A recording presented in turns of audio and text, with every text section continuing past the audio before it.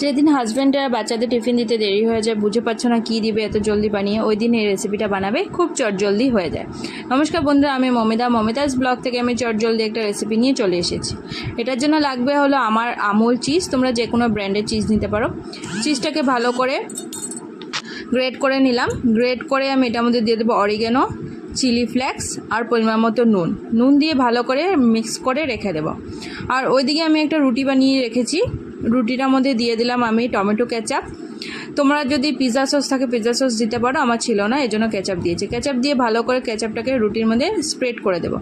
তারপর আমি চিজের মিক্সারটা বানিয়ে রেখেছিলাম, ওই মিক্সারটাও দিয়ে দেবো। দিয়ে ভালো করে দুই ধার সিল করে দেবো। সিল করে আমি মুড়ে দিচ্ছি, তোমরা যে কোনো শেপে মুড়ে দিতে পারো।